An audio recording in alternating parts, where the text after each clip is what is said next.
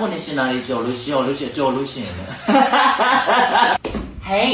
ဒီမှာ you should have funny ရှိလား you should have funny ရှိရဆိုရင်မဆူရဲ့ဒီ plot လေးကိုကြည့်မယ် you should ကနေချရတဲ့မိသားစုရဲ့မိတ်ဆွေတွေအတွက် good morning ဆိုတဲ့ budget အရန်စိတ်ဖြစ်တဲ့တက်တာတဲ့အရန် quality ကောင်းတဲ့ shampoo ကိုထုတ်လိုက်ပါပြီသူက shampoo နဲ့ conditioner တွဲရပါပြီးတော့စလုံးသမားတွေအရန်ဝတ်တာကိုကောင်းတယ်နော်စလုံးသမားတွေအတွက်လည်းဒီလို3000ပဲဘူးကြီးတွေထုတ်ပေးထားပါတယ်ဈေးလည်းအရန်တက်တာတယ်စုပြောပြမယ်ဘယ်လောက်တက်တာလဲဆိုတာကို Okay good morning ရဲ့အတိတ်ပဲကကောင်းမွန်ခြင်းထက်တာလွန်တော်ဆိုတဲ့အတိတ်ပဲ Okay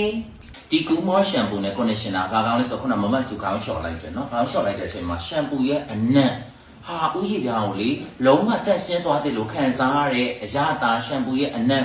luxury ဖြစ်နေတာရယ်ပြီးတော့ conditioner ဒီ conditioner ဘာကောင်းတာလဲဆိုတော့စူးကြိုက်တဲ့အချက်နော်တခြား conditioner တွေထည့်ရဆိုသပင်ကြီးချွဲပြီးဒီ conditioner မပြောင်းရေအများကြီးလောင်းအောင်မလားလုံးဝအများကြီးလောင်းစရာမလိုပဲနဲ့ဒီ conditioner တွေပြောင်းသွားပြီးသပင်ကြီးလည်းဣစင်ပြီးကြံခဲ့တာအဲ့ဒါမမဆိုအရန်ဖွာတဲ့တစ်ချက်ပဲနော်ဒါကူမောရှမ်ဩဒါကနာရေချိုးကနေမှရှော့ထားလို့ဒီမဲ့ကြည့်ရောဒီမဲ့ကူမောရှမ်ကိုအရာအောင်မေးတကယ်ချွေမိုးမိမှ luxury နော်ကူမောရှမ်ပူနဲ့ conditioner တွေ900မယ်တပူးမှာ1,500နှစ်ပူးမှာ3,000မကျော်ဘူးဘတ်ဂျက်သမားလေးတွေမောင်လေးတွေညီမလေးတွေအရန် safe အရန်ကောင်း quality ကောင်းလို့မမဆိုရညွှန်ပေးတာဒီမှာကြည့်အောင်ဆလွန်သမားတွေဒီမှာဆလွန်သမားမောင်လေးညီမလေးမမတို့ရေဒီမှာမမဆူကလေ